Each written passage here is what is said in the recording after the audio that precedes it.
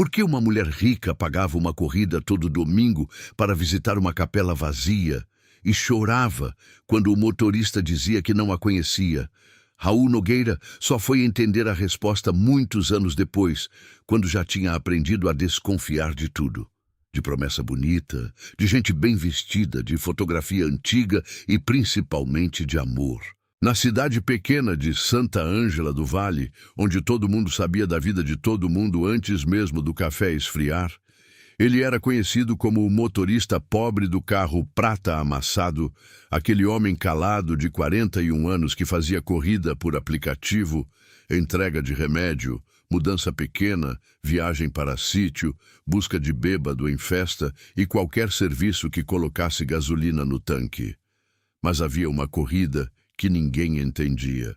Todo domingo, às 4:30 da tarde, uma mulher aparecia no aplicativo sem foto de perfil, com o nome apenas de I, pedindo para ser buscada em frente ao antigo casarão dos Montenegro, a família mais poderosa da região. O destino era sempre o mesmo.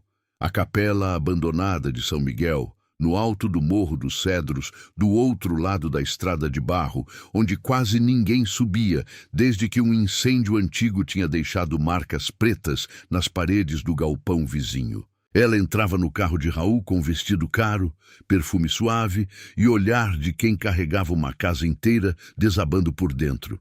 Não cumprimentava além de um boa tarde. Não fazia pergunta. Não mexia no celular. Ficava no banco de trás, sempre do lado direito, olhando a estrada passar, como se procurasse alguém entre as árvores. E quando Raul chegava diante da capela, ela pagava em dinheiro, mesmo a corrida sendo pelo aplicativo, descia devagar, ficava alguns minutos parada diante da porta trancada e, antes de ir embora, deixava no banco de trás um papel dobrado. Sempre a mesma frase incompleta. Você prometeu voltar quando... Na primeira vez, Raul achou que fosse engano. Na segunda, achou que fosse loucura. Na terceira, começou a sentir raiva. Porque há dores que a gente não entende, mas mesmo assim, elas empurram por dentro como se tivessem dono. E se você já sentiu que alguém olhou para você como se soubesse um segredo da sua vida, fica comigo nessa história. Porque o que Raul descobriu naquela estrada mudou não só a memória dele, mas a cidade inteira. Naquele domingo, o céu estava baixo, pesado, da cor de telha molhada. Raul encostou o carro em frente ao portão de ferro dos Montenegro, um portão alto, preto, com 2 letras douradas no meio. M de Montenegro. M de medo, ele pensou sem querer. Aquele sobrenome sempre tinha tido gosto ruim dentro da boca dele. Seu pai, quando ainda era vivo, cuspia no chão cada vez que ouvia alguém mencionar Otacílio Montenegro. Sua mãe, Dona Elza, fazia o sinal da cruz e dizia apenas: "Não se mistura com aquela gente, meu filho. Montenegro não perde disputa. Montenegro enterra." Raul nunca soube direito onde a briga começara. Na infância, ouvira histórias quebradas sobre terras tomadas, documento falsificado, uma oficina incendiada, um noivado proibido, uma dívida que ninguém reconhecia. Depois do incêndio que quase o matou, as lembranças se tornaram ainda mais esburacadas. Ele lembrava do cheiro de fumaça, do calor mordendo a pele, de uma sirene distante, de acordar no hospital com a cabeça enfaixada e uma parte da vida apagada como quadro lavado por chuva. Do que vinha antes, restavam pedaços soltos, o motor de um carro antigo, a risada de uma mulher que ele não conseguia ver, sinos tocando ao longe, uma bala de hortelã derretendo na língua. E dor. Sempre dor, quando tentava lembrar. Por isso, Raul se treinou a não tentar. Tinha aprendido a viver com o que sobrou. Alugava um quartinho nos fundos da casa de Dona Cida, pagava a pensão atrasada de um filho que só via pelas fotos da mãe nas redes sociais, comia marmita fria dentro do carro e respondia com ironia quando alguém falava de casamento. "Amor é coisa de gente que tem tempo para sofrer bonito", dizia ele. "Pobre sofre sem trilha sonora." Naquele dia, como em todos os outros domingos, o portão dos Montenegro abriu sem barulho. Uma mulher saiu carregando uma bolsa pequena e um guarda-chuva fechado. Usava vestido azul marinho, sandálias delicadas, cabelo preso na nuca e óculos escuros apesar do céu nublado. Raul a viu pelo retrovisor quando ela se aproximou. Era bonita de um jeito que incomodava. Não era beleza de vitrine, dessas que pedem aplauso. Era beleza de silêncio. O tipo de rosto que parecia ter chorado muito e aprendido a não mostrar. Ela abriu a porta de trás. "Boa tarde, seu Raul." Ele olhou pelo espelho. "Boa tarde. Mesmo destino?" "Mesmo destino." A voz dela tinha uma calma ferida. Raul deu início à corrida. O aplicativo marcava 27 minutos. A estrada saía do calçamento da cidade, passava pela ponte de madeira sobre o rio Santa Rita, cortava uma plantação de milho e subia até o morro. Aos domingos, a cidade ficava preguiçosa. As lojas fechavam cedo, os homens jogavam dominó na praça, as mulheres voltavam da missa carregando sacolas de pão, os adolescentes ficavam na porta da sorveteria fingindo que não se olhavam. Dentro do carro, só o som baixo do rádio preenchia o ar. Tocava uma moda antiga, dessas que falam de saudade e juramento. Raul ia trocar de estação quando percebeu pelo retrovisor que a passageira tinha apertado os dedos contra a bolsa. "Quer que eu mude?" perguntou ele. Ela demorou um segundo. "Não, essa pode ficar."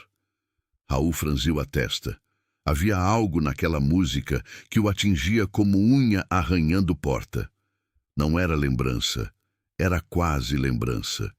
Uma sensação de já ter ouvido aquilo com alguém encostado no ombro dele, rindo baixinho, pedindo para repetir o refrão. Ele apertou o volante com mais força. "Engraçado", ele disse sem saber por quê. "Detesto essa música." Yara virou o rosto para a janela.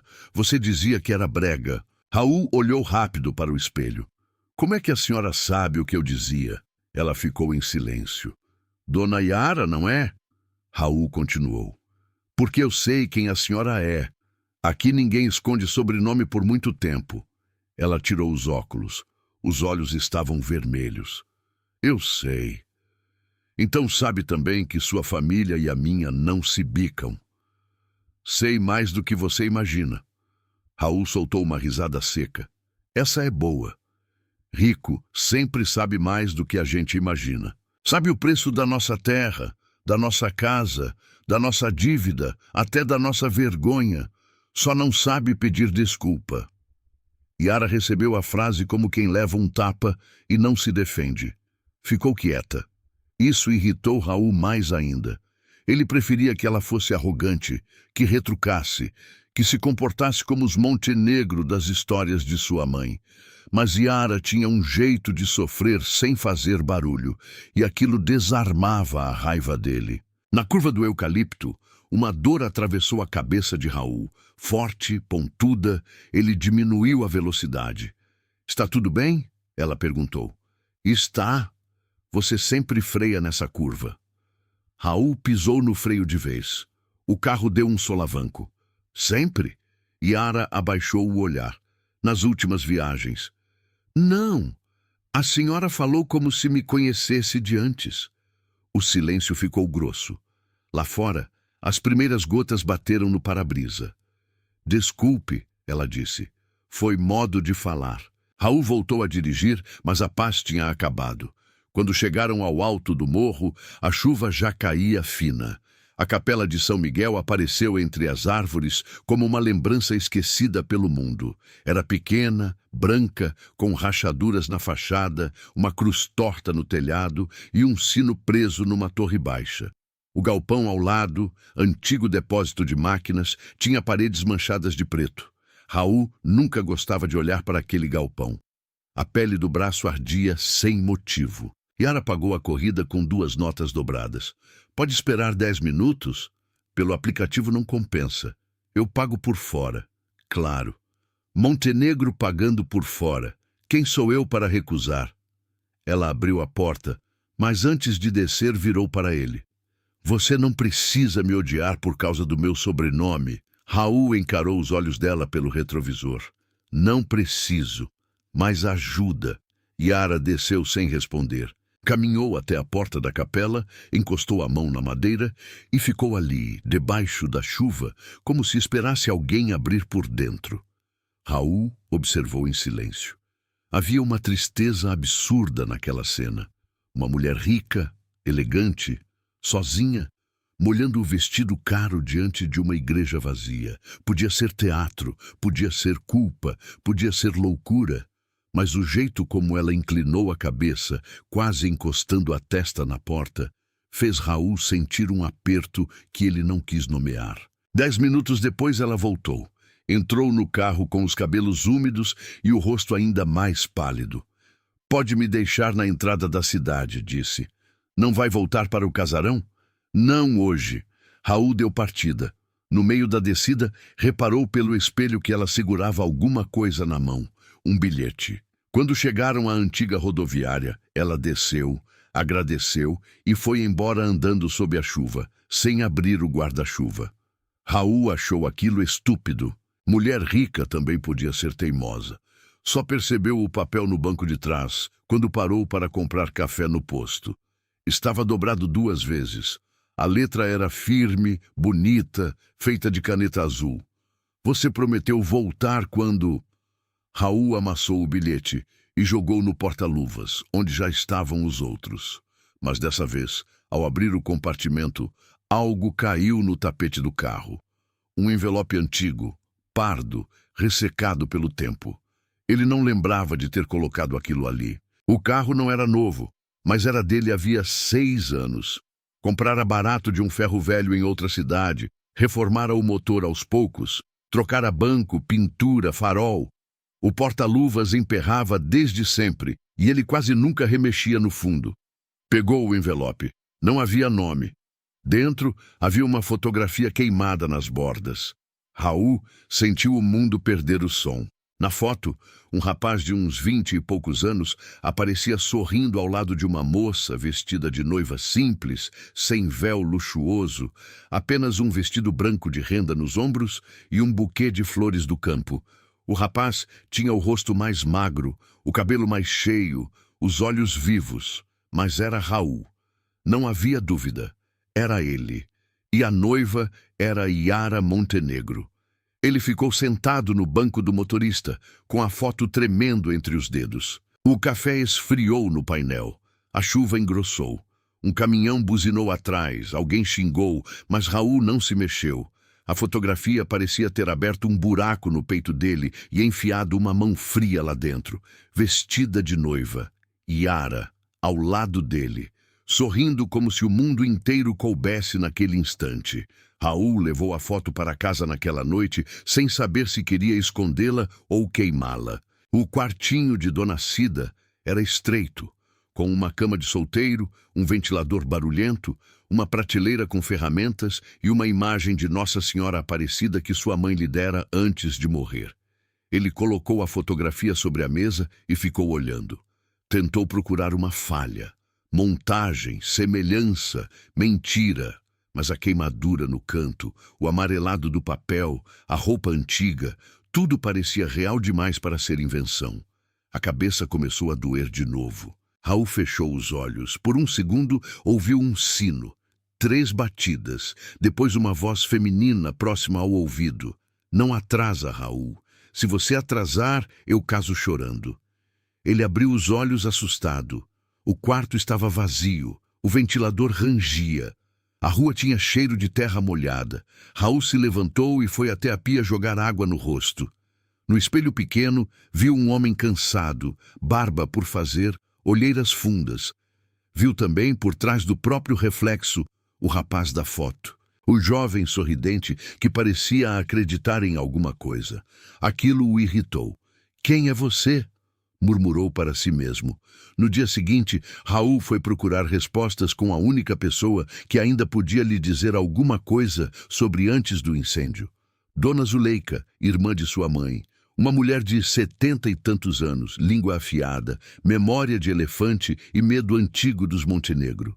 Ela morava numa casinha atrás da feira, cercada por vasos de "Comigo Ninguém Pode". Quando Raul chegou, ela estava escolhendo feijão na varanda. Tia, disse ele sem rodeio, eu conheci Yara Montenegro antes do acidente. O feijão escapou da mão dela e se espalhou no chão.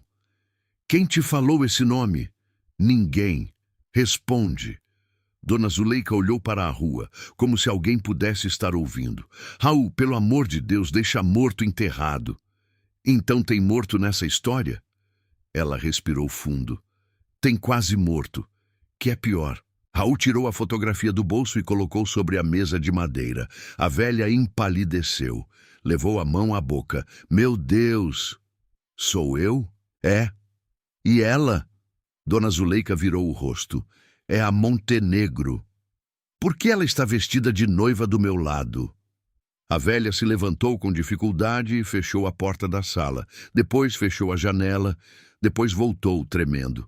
Você não devia ter encontrado isso. Mas encontrei, e agora a senhora vai falar. Eu prometi para sua mãe. Minha mãe morreu escondendo metade da minha vida. Não use o nome dela para me deixar cego. Dona Zuleika se sentou. Os olhos dela ficaram marejados, mas a voz saiu dura. Você e Yara foram apaixonados. A frase caiu no chão entre eles como uma panela quebrada. Raul riu, mas a risada não tinha força. Mentira. Eu queria que fosse. Eu, apaixonado por uma Montenegro? Você era novo, burro, teimoso. E ela também. Não enxergavam sobrenome, não enxergavam briga, não enxergavam nada. Raul sentiu raiva subindo. E por que ninguém me contou? Porque quando você acordou no hospital, gritava de dor toda vez que falavam nela. O médico disse que sua cabeça tinha bloqueado coisa demais.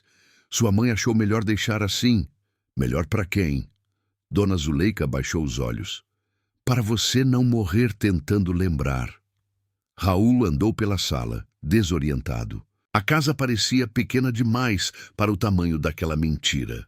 Eu ia casar com ela? A velha demorou. Iam fugir. Fugir? Casar escondido na capela de São Miguel e ir embora no carro velho que você tinha reformado. Um Opala azul. Você chamava aquele carro de Estrela. Dizia que era feio, gastão, mas levava vocês até o fim do mundo. Raul levou a mão à testa. Opala azul. Estrela. A palavra acendeu algo no escuro e apagou rápido. O que aconteceu? Dona Zuleika apertou as mãos no colo. O galpão pegou fogo na noite combinada. O carro estava lá. Você entrou para salvar alguma coisa ou alguém. Ninguém sabe direito. Te acharam quase morto atrás do depósito. Queimado, intoxicado, cabeça machucada. Yara sumiu depois. Disseram que ela desistiu de você. Disseram que os Montenegro pagaram para abafar tudo. Disseram muita coisa. Quem disse? A cidade, sua mãe, seu pai, todo mundo. E eu acreditei. Você não lembrava o bastante para duvidar.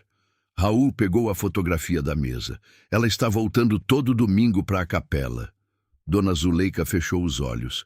Então a coitada nunca enterrou. Coitada! Raul explodiu.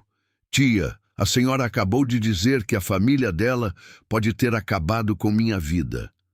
Família não é sempre a pessoa, Raul. Rico adora essa frase. Serve para lavar mão.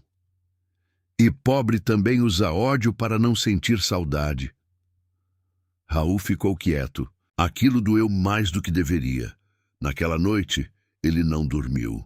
Espalhou sobre a cama todos os bilhetes que Yara deixara no carro. Eram 7, todos com a mesma frase. Você prometeu voltar quando... Raul alinhou os papéis e notou algo que não tinha percebido. No canto inferior de cada um, havia uma marca quase invisível, um pequeno traço curvo, como se faltasse uma continuação. Talvez Yara rasgasse a frase antes de completar. Talvez quisesse que ele lembrasse sozinho. Aquilo o deixou furioso. No domingo seguinte, Raul aceitou a corrida antes mesmo de o aplicativo terminar de tocar. Dessa vez, quando Yara entrou no carro, ele não deu boa tarde. Por que está fazendo isso? Ela parou com uma perna ainda fora do veículo. Raul, entra, mas hoje a senhora fala. Yara entrou devagar. O carro seguiu pela rua principal. O sol estava forte, as sombras das árvores cortando o vidro em faixas. Por alguns minutos, nenhum dos dois disse nada. Raul sentia a fotografia no bolso da camisa como se queimasse. Você encontrou alguma coisa, ela disse.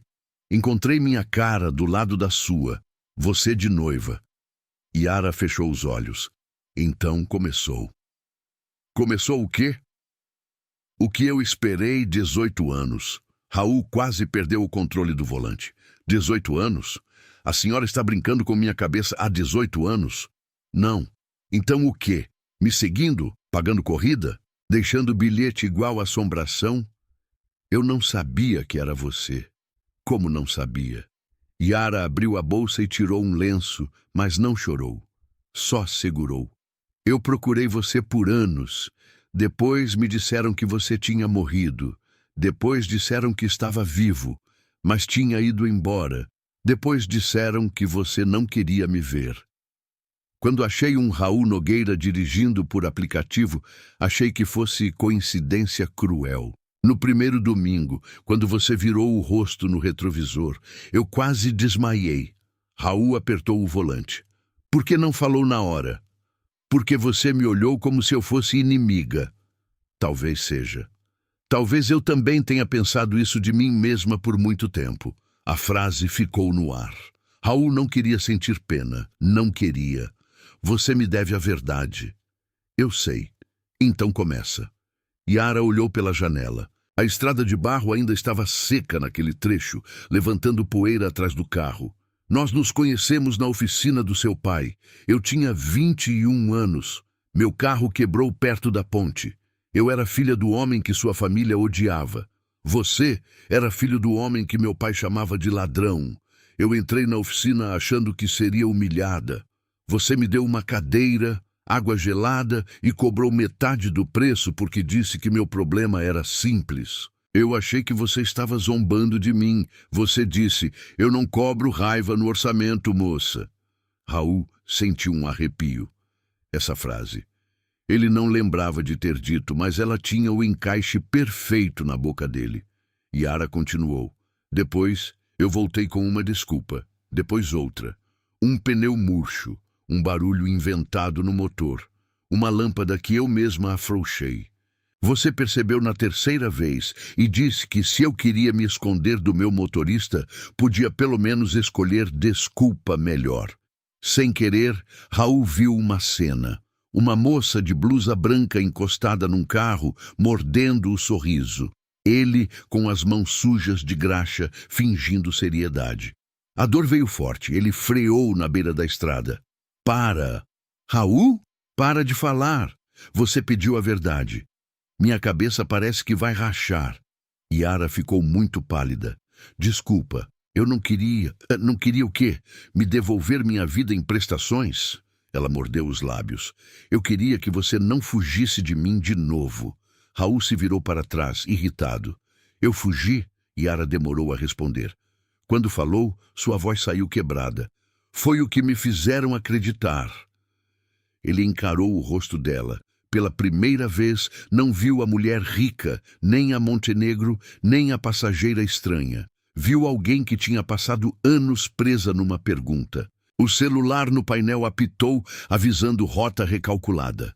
Raul voltou a dirigir. Quem fez você acreditar? Yara ficou olhando para as próprias mãos. Meu pai e Júlio Falcão.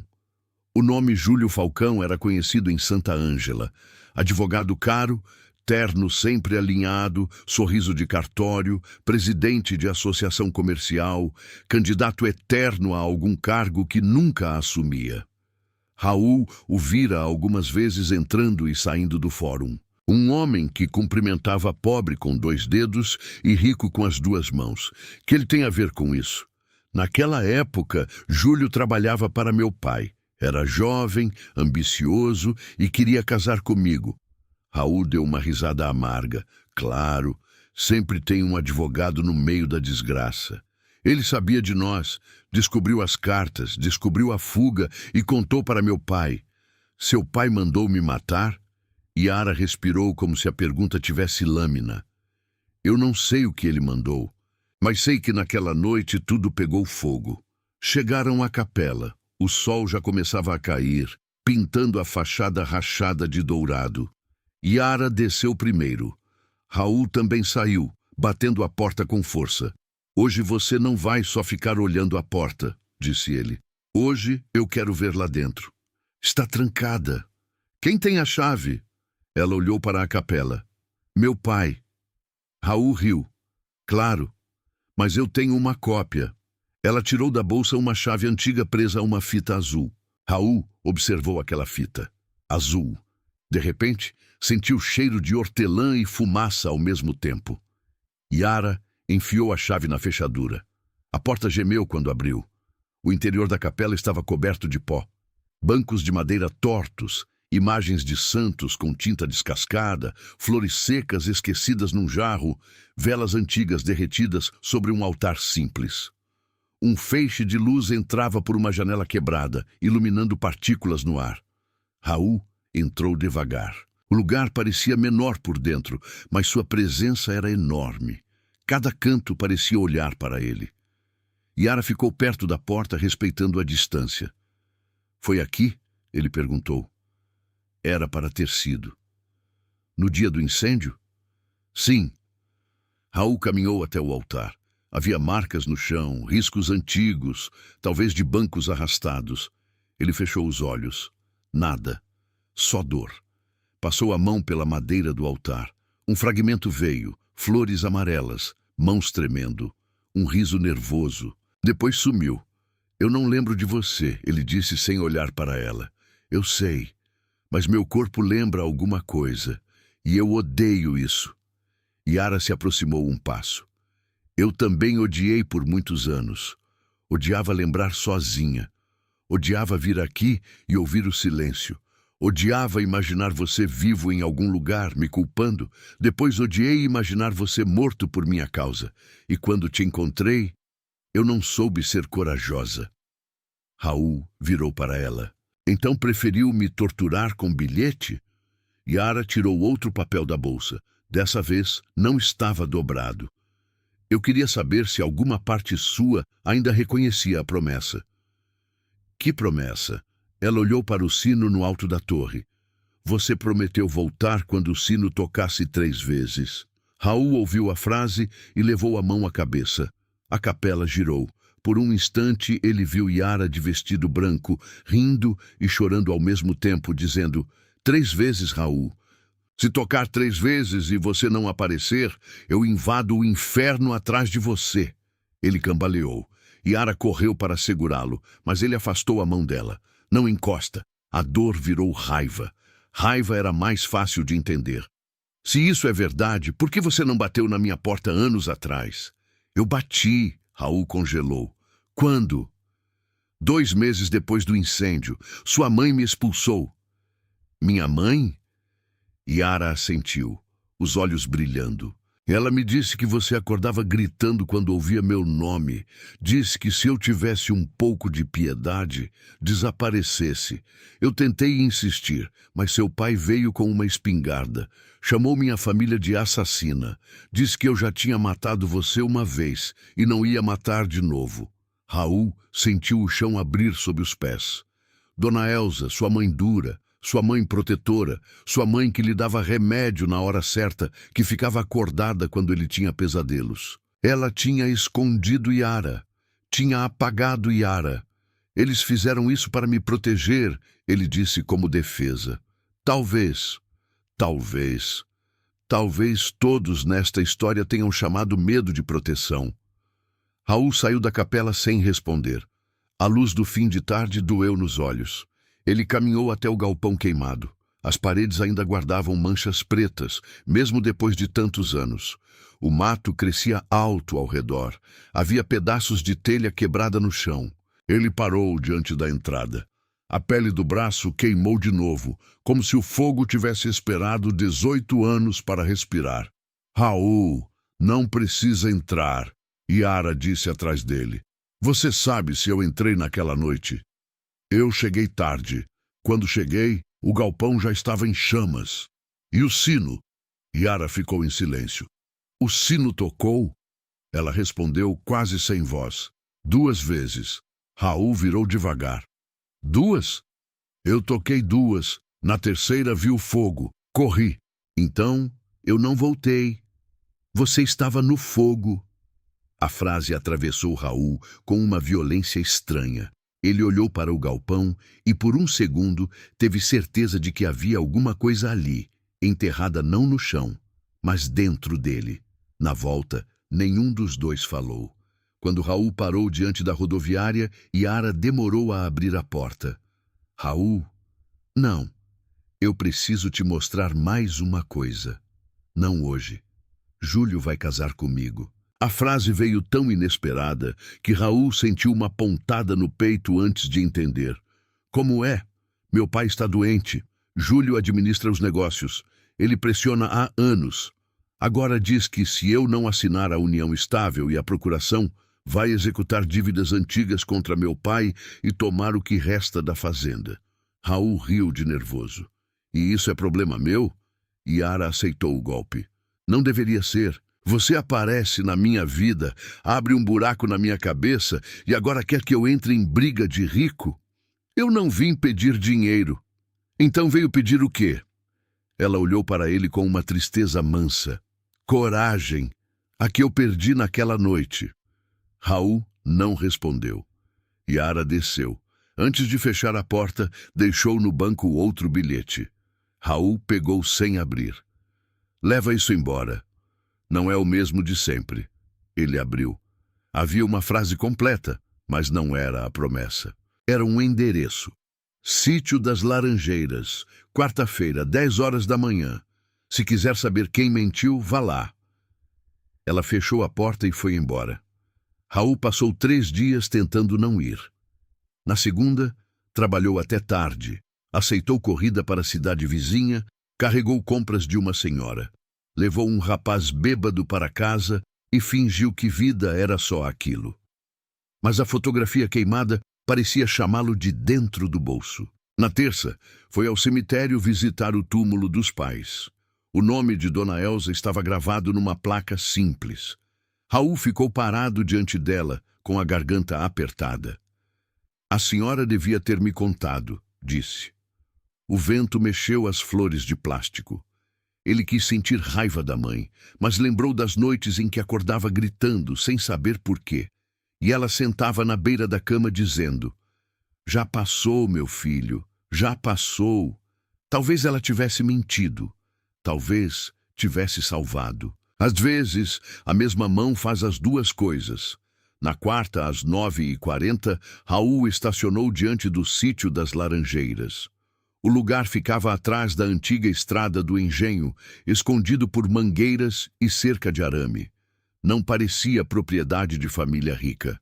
Era um sítio simples, com casa amarela, varanda larga e galinhas ciscando no terreiro. Yara estava esperando de jeans, camisa branca e cabelo solto.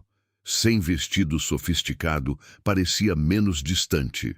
Parecia uma mulher comum, tentando não desabar. Obrigada por vir. Eu vim pela verdade, não por você. Ela assentiu. Lá dentro tem alguém que precisa falar. Raul entrou desconfiado. Na sala, sentado numa cadeira de balanço, estava um homem magro, velho, com oxigênio nasal e olhos fundos. Mesmo envelhecido, Raul reconheceu o rosto das poucas fotos de jornal que vira na vida. Otacílio Montenegro. O sangue de Raul esquentou. Isso é armadilha. Otacílio tentou se levantar, mas a fraqueza não deixou. Yara segurou o braço do pai. Eu pedi que ele viesse, disse ela. Raul apontou para a porta. Eu não converso com esse homem. Otacílio falou com dificuldade. Você conversa sim, porque eu não tenho tempo para esperar você criar boa vontade. A arrogância ainda estava lá, mesmo no corpo quebrado. Raul deu um passo para ele. O senhor devia escolher melhor as primeiras palavras para alguém que talvez tenha tentado matar. Yara fechou os olhos. Otacílio tossiu. Quando conseguiu respirar, encarou Raul. Eu não mandei atear fogo naquele galpão, mas queria impedir o casamento. Queria! A confissão seca deixou a sala pesada. Eu teria trancado minha filha em casa se precisasse. Teria mandado você para longe com dinheiro. Teria comprado juiz, padre, delegado. Eu fiz muita coisa ruim na vida, rapaz. Mas eu não mandei queimar você. Raul sentiu nojo daquela honestidade torta. Que bonito. O senhor só era canalha até certo ponto. Eu era pai. Não use essa palavra como desculpa. Otacílio abaixou os olhos pela primeira vez. Não estou usando, estou pagando por ela. Yara tirou uma pasta de cima da mesa. Dentro havia cópias de documentos, cartas antigas, recibos, fotografias. Meu pai encontrou isso no cofre de Júlio, ela disse. Ou melhor, no cofre da sala que Júlio acha que já é dele. Raul pegou um papel. Era uma carta com letra que ele não reconhecia. Yara explicou. Na noite da fuga, você escreveu para mim dizendo que o plano tinha mudado, que deveríamos nos encontrar direto na rodoviária, não na capela. A carta chegou à minha mão com sua assinatura. Eu escrevi? Não. Ela lhe mostrou outra folha. A assinatura de Raul aparecia comparada em duas cartas. Uma era irregular, forçada. A outra, tirada de um bilhete antigo, tinha traços diferentes. Júlio falsificou, disse Yara. Ele me mandou para a rodoviária enquanto você vinha para a capela. Raul tentou acompanhar, mas a cabeça latejava. E eu? Você recebeu uma carta em meu nome dizendo que eu tinha desistido, que ia aceitar casar com Júlio para salvar minha família, que você deveria buscar o dinheiro no galpão e ir embora antes que meu pai mandasse te prender. Raul respirou fundo. Que dinheiro? Otacílio respondeu. 5.000 cruzeiros na época. Uma quantia alta para vocês. Júlio tirou do caixa da fazenda e colocou no galpão. Depois espalhou que você roubou. A sala começou a ficar pequena. Raul lembrou das histórias. Ele fugiu com dinheiro, ele se vendeu, não valia nada. Não lembrava de ter ouvido sobre si, mas sentia a vergonha antiga grudada no nome Nogueira. Yara abriu um envelope plástico. Dentro havia um pedaço queimado de papel. Isso foi achado perto do galpão. Guardaram como prova, mas nunca foi para processo nenhum. Raul leu com dificuldade. Restavam poucas palavras. Não venha à capela. Seu pai. Dinheiro. No fim, uma assinatura. Yara. Falsa. A garganta de Raul fechou. Quem guardou isso? Otacílio desviou o olhar. Eu. Raul avançou. O senhor sabia? Depois quando? Dias depois do incêndio. Júlio me mostrou. Disse que era prova de que vocês tinham se destruído sozinhos. Eu aceitei acreditar. Yara chorou em silêncio. Porque era conveniente, Raul disse. Otacílio não negou. Sim. A verdade às vezes não vem como alívio, vem como pancada. Raul olhou para Yara. Ela estava pálida, mas não fugia. Olhou para Otacílio. O velho parecia menor que o sobrenome. E por que falar agora? Otacílio respirou com esforço. Porque Júlio está tentando tomar tudo, porque minha filha está adoecendo por dentro, porque toda noite eu sonho com aquele fogo, e porque eu vou morrer, Raul Nogueira. Homem ruim também morre, e quando a morte senta na beira da cama, até covarde pensa em confessar. Raul sentiu vontade de gritar, de quebrar a sala, de perguntar por que ninguém pensara em confessar antes, quando ele ainda era jovem, quando Yara ainda não tinha passado 18 anos indo a uma capela vazia, quando sua mãe ainda podia morrer sem carregar segredo. Mas no lugar do grito, saiu uma pergunta baixa. Quem botou fogo? Yara olhou para o pai. Otacílio fechou os olhos. Um capanga chamado Damião Trindade. Trabalhava para mim às vezes. Naquela noite trabalhava para Júlio. Está vivo? Está. Onde? O Tacílio hesitou. Yara respondeu. No distrito de Pedra Branca. Tem um bar na beira da rodovia. Raul guardou a fotografia no bolso e caminhou para a porta. Yara foi atrás. Raul, não vá sozinho. Ele virou. Por quê? Está com medo que eu lembre demais ou que eu descubra pouco? Estou com medo de você se machucar de novo.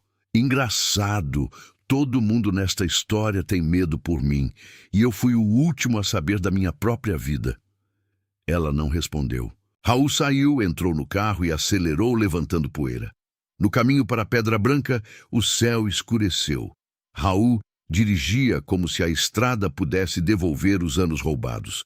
A raiva vinha em ondas, contra o Tacílio, contra Júlio, contra Yara, contra os pais, contra si mesmo por não lembrar. Mas por baixo da raiva havia uma tristeza mais perigosa. E se ele tivesse amado aquela mulher? E se a parte mais verdadeira dele tivesse sido enterrada viva dentro da própria cabeça? O bar de Damião ficava num trecho feio da rodovia, com mesas de plástico, freezer velho e cheiro de pinga. Raul estacionou e entrou. 3 homens jogavam sinuca. Uma televisão chiava no canto. Atrás do balcão, um sujeito de barba grisalha, barriga caída e olhos assustados, secava copos. Damião Trindade? O homem levantou o rosto. Depende quem pergunta. Raul Nogueira. O copo escorregou da mão de Damião e quebrou no chão. Os homens da sinuca pararam. Raul se aproximou. Lembrou de mim, pelo visto. Damião engoliu seco. Eu não quero confusão. Eu também não queria pegar fogo. A vida é cheia de decepção. Damião olhou para a porta, calculando fuga. Júlio mandou você? Eu vim perguntar sobre a noite da capela. O homem começou a suar. Não sei de nada. Raul pegou no balcão uma caixa de fósforos e colocou diante dele. Tem certeza? Damião encarou os fósforos como se fossem cobra. A culpa envelhece o homem de um jeito estranho. Não aparece só no rosto, aparece no jeito de respirar. Eu pensei que não tinha ninguém lá, ele murmurou. Raul sentiu o sangue ferver. Fala direito. Damião passou as mãos no rosto. Júlio disse que era para assustar, só botar fogo no carro, que o galpão estava vazio. Disse que o moço tinha fugido com dinheiro, que a família Montenegro queria apagar vestígio. Eu era besta, precisava de dinheiro. Quando o fogo subiu, ouvi alguém gritando lá dentro. Raul segurou a beirada do balcão. E você fez o quê? Damião chorou. Um choro feio, envergonhado. Corri. Raul agarrou a camisa dele e o puxou por cima do balcão. As mesas arrastaram. Alguém gritou. Raul, que nunca tinha sido homem de briga, sentiu uma força antiga tomar o corpo. Você me deixou queimando? Eu achei que você tinha morrido. E foi embora? Júlio disse que se eu falasse, minha filha aparecia no rio. Raul ergueu o punho. Damião fechou os olhos. Por um segundo, Raul viu fogo. Viu madeira caindo. Viu fumaça. Viu uma mão tentando abrir uma porta por dentro. Não sabia se era lembrança ou imaginação. A mão dele tremia no ar. Então, ele soltou Damião. Você vai falar isso para a polícia? Damião riu amargo. Depois de 18 anos, com Júlio mandando em delegado, vereador, cartório, vai falar. E se eu não for? Raul se inclinou perto do rosto dele. Então, domingo que vem eu volto com a mulher que você ajudou a enterrar viva por dentro. Quero ver você mentir olhando para ela. Damião ficou mudo. Foi nesse ponto que a história deixou de ser apenas sobre um homem sem memória e uma mulher calada. Porque quando a verdade começa a sair de um buraco, ela puxa junto tudo que foi enterrado em cima. E se você está ouvindo isso agora, comenta uma coisa. Você teria coragem de procurar uma lembrança que talvez doesse mais do que o esquecimento? Raul voltou para Santa Ângela com o depoimento gravado no celular. Não era prova perfeita, mas era uma rachadura.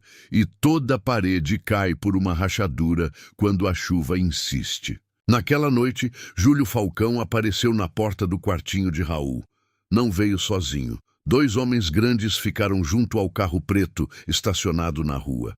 Júlio usava camisa social clara, relógio caro e aquele sorriso que parecia treinado diante de espelho. Raul Nogueira, disse ele. Quanto tempo? Raul estava sentado na varanda de Dona Cida, limpando uma peça do motor. Nem se levantou. Eu lembraria se tivesse saudade. Júlio sorriu mais. Soube que você anda fazendo perguntas antigas. Soube errado. Estou fazendo perguntas novas sobre crimes antigos. Cuidado com palavras grandes. Elas custam caro. Raul largou o pano. Veio me ameaçar? Vim conversar como homem civilizado. Com dois cachorros no portão, os seguranças se mexeram. Júlio levantou a mão, fingindo calma. Você é um sujeito trabalhador. Tem uma vida difícil, mas honesta. Não precisa se meter em delírios de uma mulher desequilibrada. Raul se levantou. Está falando de Yara? Estou falando de uma pessoa que ficou presa ao passado porque nunca aceitou ser rejeitada. Raul deu um passo. Rejeitada por quem? Por você. A palavra bateu em Raul, mas não entrou. Antes entraria. Agora havia fotografia, bilhete, Damião, cartas falsas. Engraçado. Todo mundo me conta uma versão onde eu sou covarde, ladrão ou morto. Mas ninguém mostra a versão onde eu sou livre para escolher. Júlio perdeu um pouco o sorriso. Você não sabe com quem está mexendo. Sei, sim, com um advogado que mandou botar fogo num galpão porque não aguentava ver uma mulher escolher outro.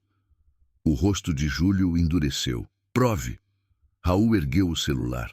Estou começando. Júlio se aproximou, baixando a voz. Apaga isso. Eu pago seu carro novo, pago suas dívidas, pago até uma casinha para você sair desse buraco. Raul olhou ao redor. O quartinho simples, a rua de terra, a lâmpada fraca da varanda. Durante a vida inteira, dinheiro tinha sido uma faca apontada para ele. Gasolina, aluguel, remédio, pensão, prestação. Um carro novo resolveria muita coisa. Uma casa, então, nem se fala. Mas naquele instante ele viu na cabeça a foto de Yara de noiva, viu a frase incompleta, viu a porta da capela fechada. Você já tentou me comprar uma vez, pelo visto. Não seja burro. Sou pobre, Júlio. Burro eu só pareço quando fico perto de gente que acha que dinheiro compra até lembrança. Júlio sorriu sem alegria. Pobreza com orgulho é a coisa mais cara que existe. E riqueza com medo fede. Os olhos de Júlio escureceram. Ele fez um gesto pequeno para os homens. Dona Cida, que espiava pela janela, gritou: Raul! Mas antes que os seguranças avançassem, uma sirene curta soou na esquina. Não era polícia. Era uma ambulância velha da prefeitura passando devagar.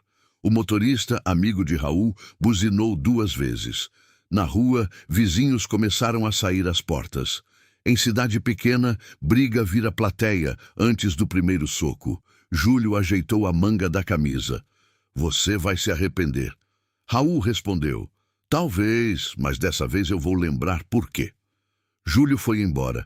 Na manhã seguinte, Raul encontrou os 4 pneus do carro furados. Não havia bilhete, nem assinatura. Só o prejuízo. Para um homem como Raul, 4 pneus furados não eram aborrecimento, eram fome, eram corrida perdida, eram conta atrasada. Ele ficou parado olhando para o carro, sentindo uma mistura de humilhação e impotência tão antiga que parecia herdada. Dona Cida saiu com café. Foi ele? Foi o dinheiro dele. E você vai fazer o quê? Raul chutou uma pedra. Trabalhar para pagar pneu. E a mulher? Que mulher? Não se faça de besta comigo. A Montenegro? Raul não respondeu. Dona Cida tomou coragem. Eu vi ela aqui ontem. Ele virou. Como assim? Antes do advogado. Veio de carro simples, ficou do outro lado da rua, olhou sua casa e foi embora. Parecia que queria entrar, mas não teve coragem. Raul sentiu algo apertar. Melhor assim. Dona Cida lhe entregou o café. Meu filho, tem gente que machuca porque quer. Tem gente que machuca porque não sabe chegar perto sem sangrar. Aprende a diferenciar, senão você vira injusto igual aos que te quebraram. Raul bebeu o café amargo. Queria discordar. Não conseguiu. Sem carro, ele passou 2 dias fazendo bicos na oficina de um conhecido. Enquanto trocava óleo de moto e carregava peças, fragmentos de memória começaram a visitá-lo sem pedir licença. Uma mão feminina roubando um pano de graxa do bolso dele. Uma voz dizendo: "Você fica bonito quando mente que não está nervoso." O gosto de bala de hortelã. O barulho de 3 batidas numa porta de metal. Em todas as lembranças, o rosto de Yara aparecia meio apagado, como fotografia molhada. Na sexta-feira, Yara apareceu na oficina. Os homens pararam o trabalho. Uma Montenegro entrando numa oficina de bairro ainda tinha poder de silenciar ambiente. Ela usava calça bege, blusa simples e segurava uma sacola. Raul saiu debaixo do capô de uma caminhonete. "Se veio pagar pneu, não precisa." "Não vim pagar pneu." "Ótimo." Ela ergueu a sacola. "Trouxe almoço. Você esquece de comer quando está com raiva." Os mecânicos trocaram olhares. Raul sentiu o rosto esquentar. "Eu não esqueço de comer." "Esquece. Você não sabe." Yara olhou para ele com uma firmeza triste. "Eu sei que você odiava coentro, mas dizia que comia para não desagradar sua mãe. Sei que você preferia café requentado a café fraco. Sei que quando ficava nervoso, limpava a mão na calça mesmo que ela já estivesse limpa. Sei que tinha vergonha de cantar, mas cantava dirigindo quando achava que ninguém ouvia. Eu sei muita coisa, Raul. O problema é que só eu saber não serve para nada." A oficina ficou quieta demais. Raul quis mandar todos voltarem ao trabalho, mas a garganta travou. Ele saiu para os fundos. Yara o seguiu. Atrás da oficina havia um terreno com pneus velhos e uma mangueira. O calor fazia o ar tremer. "Por que você não casou?" ele perguntou de repente. Yara apertou a sacola contra o corpo. "Porque eu já tinha escolhido. Mesmo achando que eu fugi. Principalmente por isso." Raul não entendeu. "Eu fiquei com raiva. Muita. Nos primeiros anos eu queria te odiar. Achava que você tinha me deixado naquela capela como castigo por eu ser covarde. Depois comecei a desconfiar. As versões mudavam demais. Meu pai não me olhava nos olhos. Júlio sabia detalhes que não deveria saber, e havia uma coisa que eu nunca conseguia aceitar." "O quê?" "Você podia ser teimoso, orgulhoso, às vezes insuportável, mas nunca deixaria alguém esperando no altar sem explicação, nem sua pior inimiga." Raul desviou o olhar. Era estranho ser defendido por alguém que ele não lembrava de amar. Yara abriu a sacola. Dentro havia uma marmita e um pacote pequeno de balas de hortelã. Raul olhou para as balas. "O que é isso?" "Você sempre comprava dessas na venda da Dona Cida antes de viajar comigo." "Eu não gosto de bala de hortelã." "Gosta." "Não gosto." Ela abriu o pacote e estendeu uma. Raul quase recusou por orgulho, mas pegou, colocou na boca. O sabor explodiu como chave virando fechadura.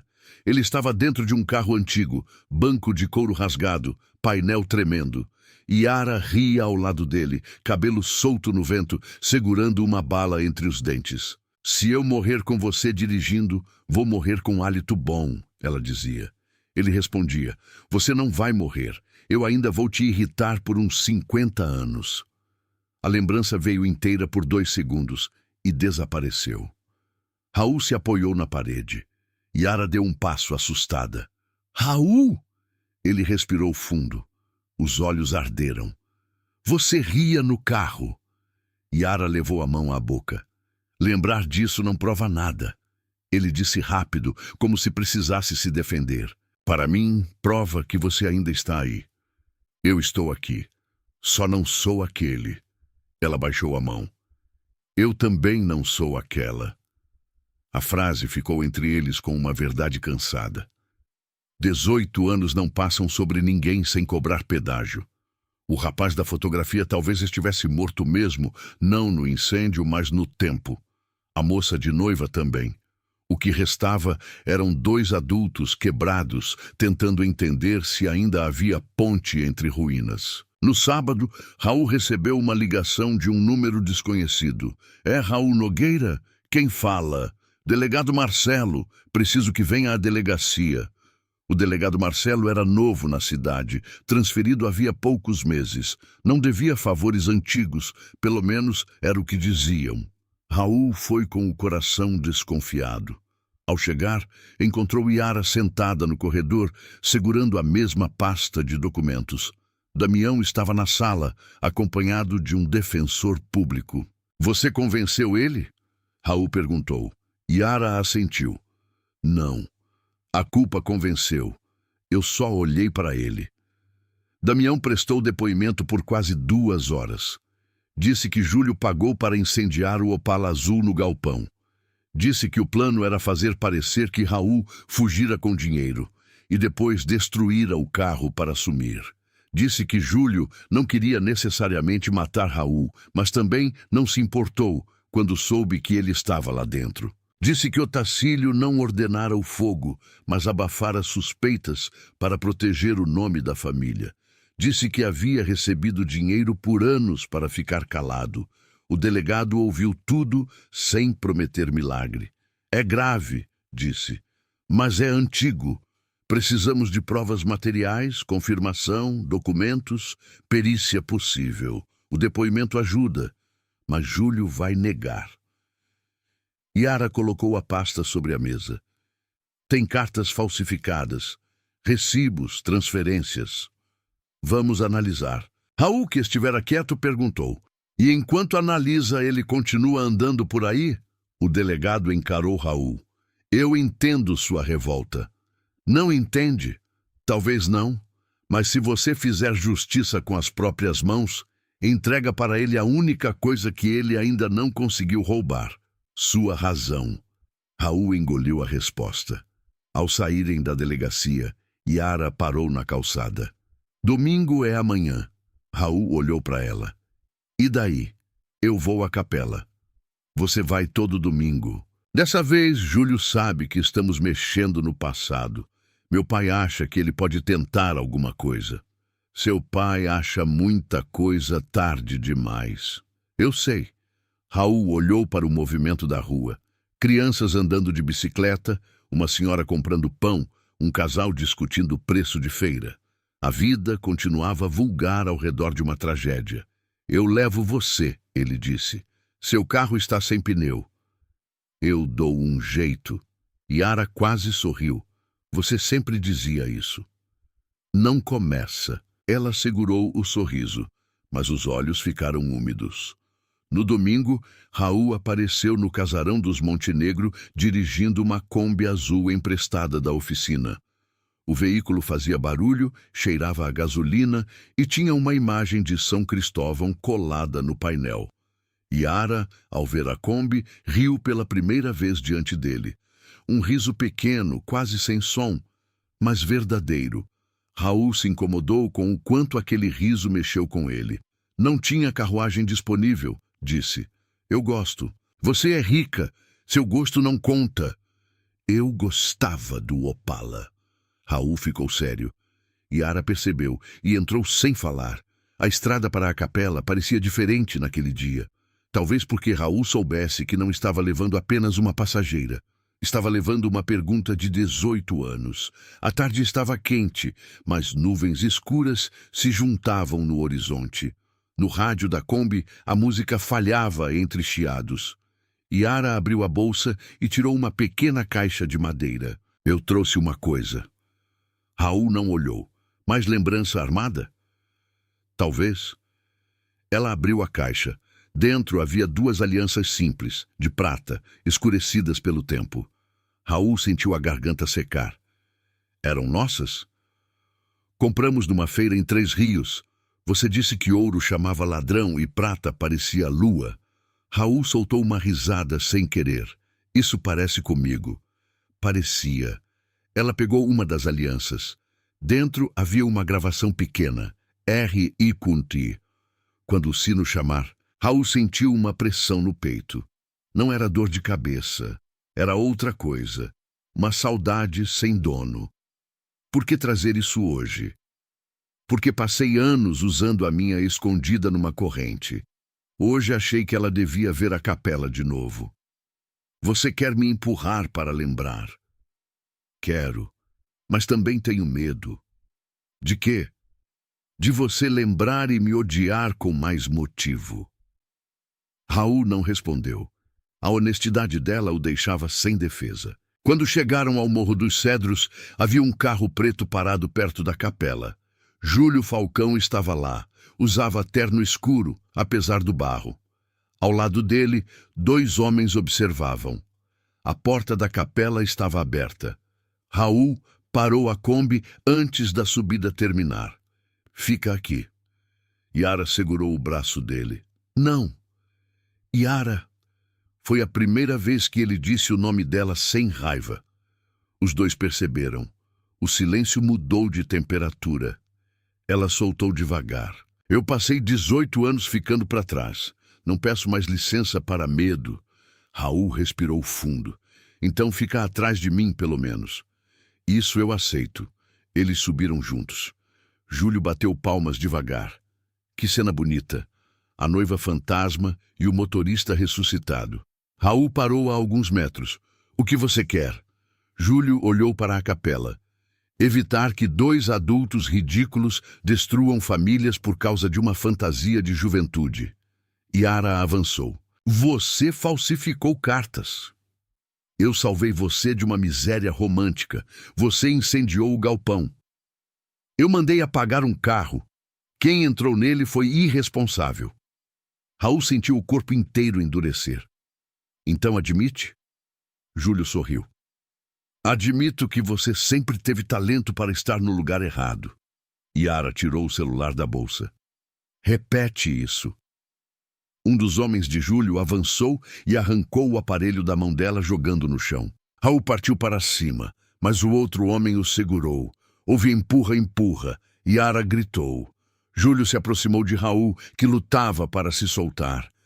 Você devia ter continuado morto por dentro, sussurrou. Essa frase fez algo se romper. Raul deu uma cabeçada no homem que o segurava. O sujeito cambaleou. Raul se soltou, mas antes que alcançasse Júlio, ouviu um som metálico vindo da torre. Blim! Todos pararam. O sino da capela tinha tocado. Não havia vento forte. Ninguém estava na corda, pelo que Raul podia ver. O som atravessou o morro como uma lâmina de bronze. Yara ficou branca. Júlio olhou para cima. Quem está aí? Blim. Segundo toque. Raul levou as mãos à cabeça. A dor veio como tempestade. A capela, o galpão, o fogo, a chuva, o vestido branco, tudo começou a se sobrepor. Ele caiu de joelhos na lama. Yara correu até ele. Raul! Ele não conseguia respirar. O mundo virou fumaça. E então veio a lembrança. Não em pedaços. Inteira. Ele estava no galpão naquela noite, vestindo camisa clara, com as mãos tremendo de ansiedade. O Opala azul brilhava sob uma lona. No banco da frente, uma mala pequena, 2 mudas de roupa, uma fotografia e as alianças. Ele tinha recebido uma carta dizendo que Yara desistira, mas não acreditou. Não totalmente. Por isso foi ao galpão, para pegar o carro e subir à capela mesmo assim. Porque havia prometido que, se o sino tocasse, ele iria. Então sentiu cheiro de gasolina, viu fogo subir pela porta. Tentou abrir o carro, pegar a mala, salvar as alianças, mas a fumaça entrou nos pulmões. Ouviu o sino uma vez, sorriu mesmo sufocando, porque ela estava lá. Ouviu o sino pela segunda vez. Gritou o nome dela. Uma viga caiu. Ele bateu a cabeça. Antes de apagar, viu a porta do galpão abrir por fora. Júlio apareceu entre a fumaça. Jovem, sem terno, com o rosto apavorado. Raul estendeu a mão. Me ajuda. Júlio ficou parado. O terceiro toque não veio. Em vez disso, Júlio pegou a mala do banco do Opala, tirou algo de dentro e correu. Raul tentou se levantar. A cabeça bateu de novo. Tudo ficou escuro. Na lama diante da capela, Raul abriu os olhos com um grito. Você estava lá! Júlio recuou. Yara segurava Raul pelos ombros, chorando. Raul, respira. Ele apontou para Júlio. Você entrou no galpão. Você me viu vivo. Você pegou a mala. Júlio perdeu a cor. Delírio. Você ouviu eu pedir ajuda. Cala a boca. O terceiro sino não tocou porque você cortou a corda. Yara levantou o rosto. O quê? Raul agora lembrava. A imagem vinha com nitidez cruel. Júlio, antes de correr, puxando algo perto da porta lateral. A corda do sino caindo queimada? Não, cortada. Ele queria impedir o sinal. Queria que Yara achasse que Raul não voltou. Você cortou a corda, Raul repetiu, para ela pensar que eu não cumpri. Júlio olhou para os homens. Tirem ele daqui! Mas antes que se mexessem, uma voz fraca gritou da estrada. Ninguém encosta nele! Otacílio Montenegro estava descendo de um carro, apoiado em uma bengala e em seu motorista. Atrás dele, o delegado Marcelo e 2 policiais subiam o morro. Yara arregalou os olhos. Pai! Otacílio respirava mal, mas seu olhar estava firme. Eu avisei ao delegado que Júlio viria. Ele sempre vem terminar pessoalmente o que começa. Júlio tentou recompor o sorriso. Otacílio, isso é constrangedor. Você está doente, confuso. Confuso eu fui 18 anos atrás, disse o velho. Hoje estou só morrendo, e homem morrendo tem pouco a perder. O delegado se aproximou. Doutor Júlio, vamos conversar na delegacia. Júlio deu um passo para trás. Vocês não têm nada. Yara pegou do chão o celular quebrado. A tela estava estilhaçada, mas ainda acesa. Talvez tenha gravado até cair. Júlio olhou para o aparelho e, pela primeira vez, o medo ficou visível. Um dos policiais segurou os homens dele. Júlio tentou caminhar em direção ao carro, mas Raul se levantou, ainda tonto, e bloqueou o caminho. Por alguns segundos, os dois se encararam. O rico ambicioso e o motorista pobre. O homem que lembrava demais e o homem que apostara no esquecimento dos outros. Você roubou de mim 18 anos, disse Raul. Júlio ajeitou o paletó, mesmo sujo de barro. Você nunca teria dado a ela a vida que eu daria. Raul olhou para Yara, depois para a capela. Você ainda acha que amor é mobília? Júlio foi algemado sem dizer mais nada. Mas quando passou por Raul, sussurrou. Ela também mentiu. Raul ficou parado. Yara ouviu. Seu rosto se fechou. Depois que a polícia levou Júlio e os homens, o morro ficou quieto. Só a chuva começou a cair de novo. Primeiro fina, depois forte. Otacílio foi colocado no carro, exausto. Antes de ir, chamou Raul com um gesto. Raul se aproximou. Eu não mereço perdão, disse o velho. Não. Otacílio assentiu. Mas ela talvez mereça uma chance de explicar o que ainda falta. Raul olhou para Yara. O que falta? Yara abraçou a caixa das alianças contra o peito. Eu preciso te mostrar uma carta. Mais uma? Essa é verdadeira, e talvez seja a pior. A chuva engrossou. Yara abriu a capela e entrou. Raul a seguiu. Lá dentro, o som da água no telhado criava uma espécie de tambor triste. Ela foi até uma imagem de São Miguel, afastou com cuidado a base de madeira e tirou de dentro um envelope envolto em plástico. Você deixou isso para mim antes do incêndio, disse. Eu? Sim, mas eu só encontrei 5 anos depois. Raul pegou o envelope. A letra era dele, mais jovem, inclinada, firme. Yara não tentou impedir quando ele abriu. A carta dizia: Yara, se tudo der errado hoje, não acredita na primeira história. Nem se a história vier com minha assinatura, nem se vier com o nome do seu pai, nem se vier da boca da minha mãe. A gente nasceu no meio de gente que confunde amor com posse e família com prisão. Eu vou até a capela quando o sino tocar. Se eu não chegar, procura por mim até cansar. E se cansar, vive.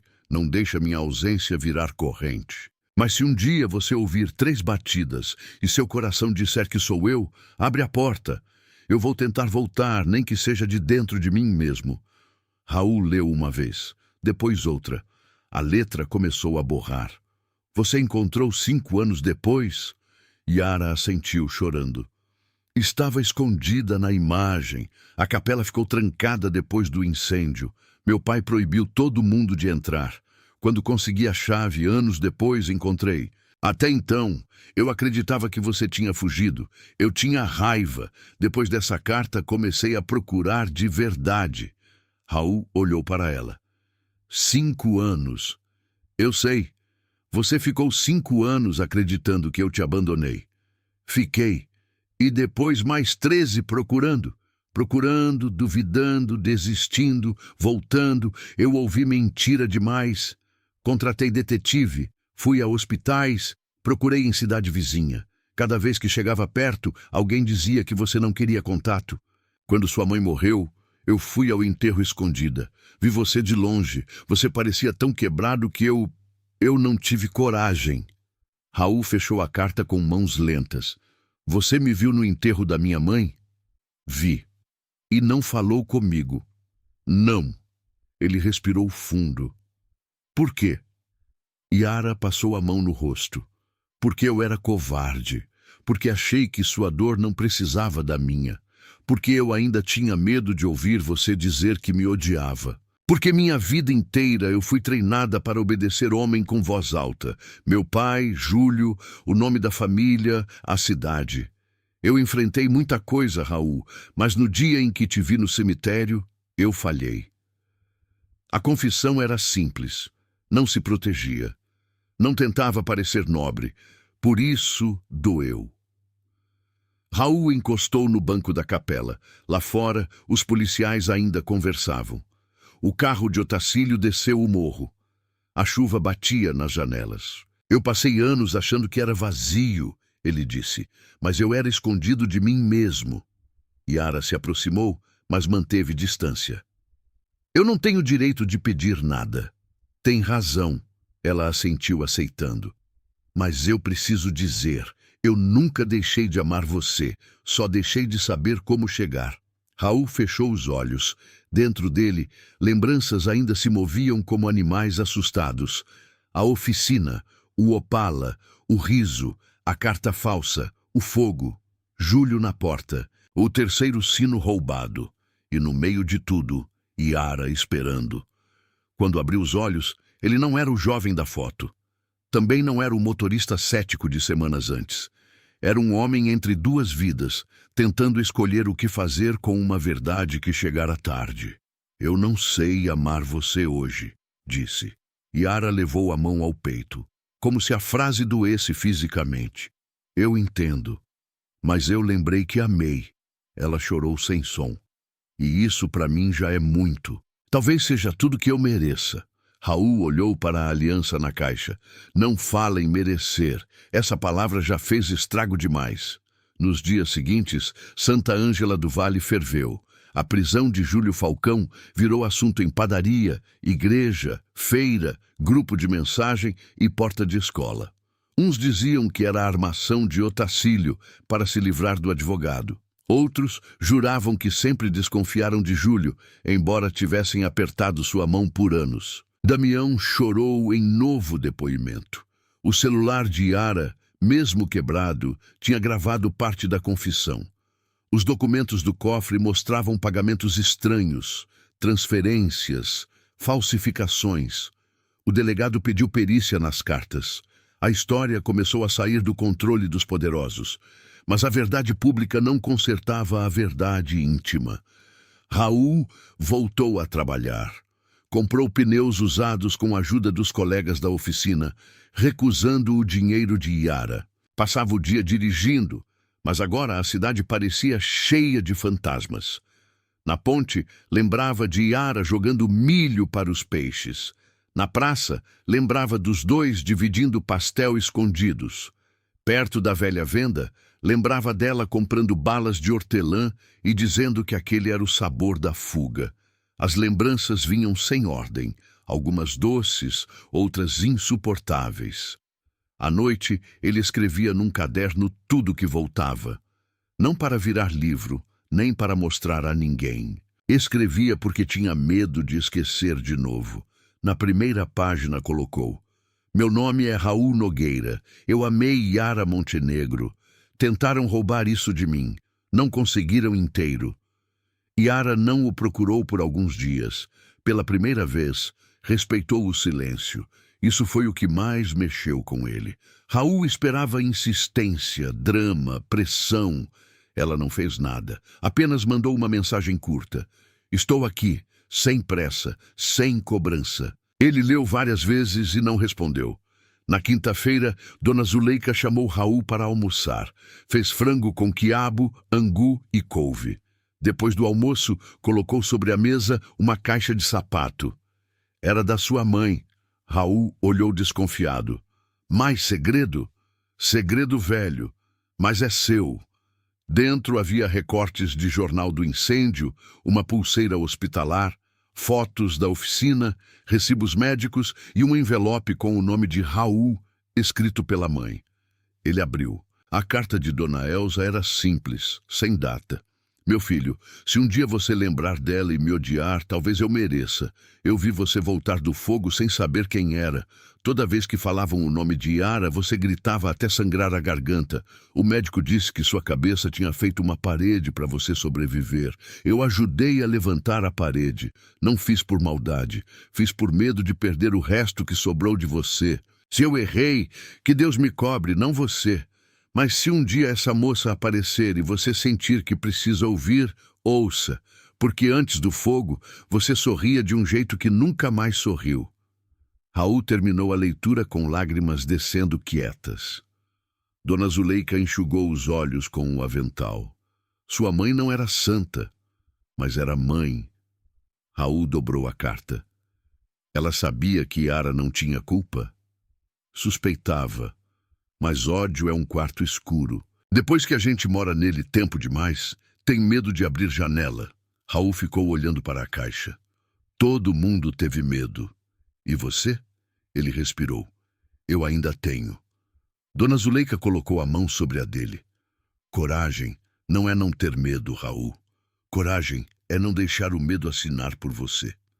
No domingo seguinte, pela primeira vez em muitas semanas, Yara não pediu corrida. Raul passou a tarde inquieto. Aceitou 2 corridas, cancelou uma terceira, tomou café no posto, deu volta pela praça. Às 4h30, olhou o aplicativo. Nada. Às 5, nada.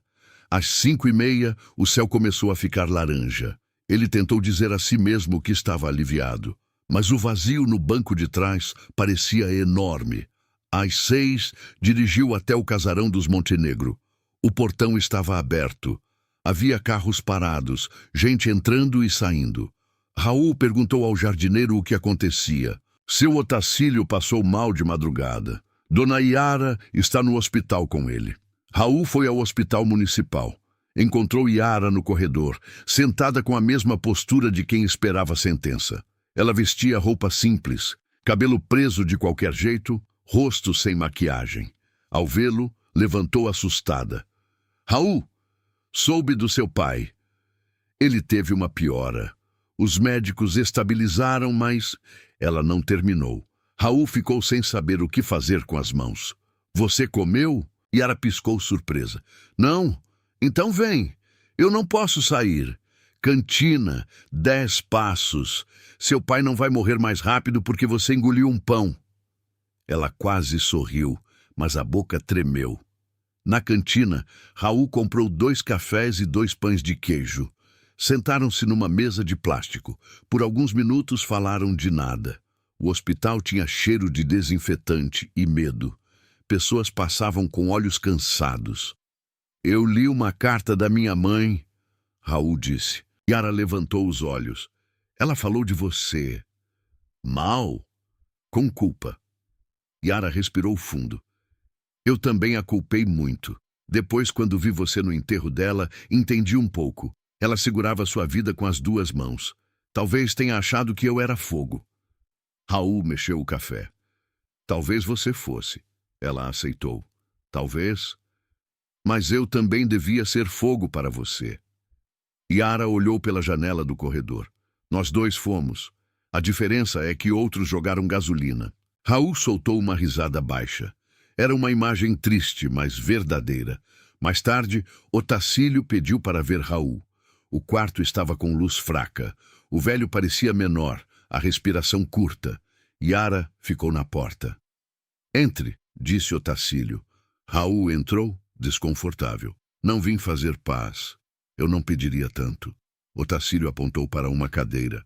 Raul não sentou. Você ainda odeia meu nome? Sim. Bom, nome às vezes merece. O velho tossiu. Yara deu um passo, mas ele fez sinal para que ficasse. Eu cresci ouvindo que Nogueira era gente traiçoeira. Seu avô e meu pai brigaram por terra, por água, por orgulho. Depois eu repeti a briga porque era mais fácil herdar ódio do que pensar. Quando vi minha filha olhando para você como se você fosse caminho, eu enxerguei ameaça. Não homem, ameaça. Raul ficou quieto. Júlio usou isso. Usou meu orgulho. Usou sua pobreza. Usou a obediência dela. Usou o medo da sua mãe. Filho da mãe esperto usa pecado dos outros para esconder o próprio. Porque guardou provas. Otacílio olhou para o teto. Porque covarde sempre guarda uma porta para sair se o inferno ficar quente. E ficou. Ficou quando percebi que minha filha deixou de viver. Ela não fazia escândalo, não se drogou, não fugiu, não gastou fortuna. Só apagou. Todo domingo subia para aquela capela e voltava mais vazia. Eu preferia 1000 gritos. Silêncio de filho mata pai devagar. Raul olhou para Yara na porta. Ela chorava olhando para o chão. Eu não posso devolver seus anos, disse Otacílio. Nem os dela. Mas vou assinar uma confissão formal. Vou entregar tudo que tenho contra Júlio. E vou devolver a oficina do seu pai. Raul franziu a testa. A oficina? Seu pai perdeu o terreno depois do incêndio. Dívida, processo, taxa, mentira. Minha empresa ficou com a escritura anos depois. Está no nome de uma holding. Júlio ia vender. Eu vou passar para você. Raul sentiu raiva de novo. Está tentando comprar perdão? Não, estou tentando devolver roubo. Perdão seria lucro demais. Raul encarou o velho por muito tempo. Eu aceito a oficina. Não por perdão, pelo meu pai. Otacílio assentiu. Justo. Raul caminhou até a porta. Antes de sair, ouviu o velho dizer: Raul. Ele parou. Se um dia você conseguir amar minha filha de novo, não ame a moça que você perdeu. Ela não existe mais. Ame a mulher que ficou. Ela sofreu mais do que eu tive coragem de ver. Raul não respondeu, mas levou a frase com ele. Nas semanas seguintes, a vida começou a mudar sem pedir licença. A investigação contra Júlio cresceu. Outros crimes apareceram. Procurações forjadas, desvio de dinheiro, ameaça a pequenos proprietários, manipulação de inventários. Gente que tinha medo começou a falar. A queda de um homem poderoso é como árvore grande tombando. Assusta, levanta poeira e revela ninhos escondidos nos galhos. Otacílio assinou a confissão. Morreu 5 dias depois. O enterro reuniu metade da cidade, alguns por respeito, outros por curiosidade. Raul ficou longe, perto de uma mangueira do cemitério. Não sabia se deveria estar ali. Yara viu. Não chamou. Apenas sustentou o olhar por um instante. Naquele momento, Raul percebeu que ela estava sozinha de uma forma diferente. Não a solidão romântica da capela. Era a solidão de quem perde um pai complicado e não sabe se chora o homem que amava ou o homem que a feriu. Depois do enterro, ela foi até Raul. Obrigada por vir. Não vim por ele. Eu sei. Ela parecia exausta. Agora o casarão vai ficar cheio de parente, advogado, urubu de herança. Vou vender parte das terras para pagar dívidas e indenizar gente que meu pai prejudicou. Vão te chamar de louca. Já chamam. Dói? Menos do que ser obediente.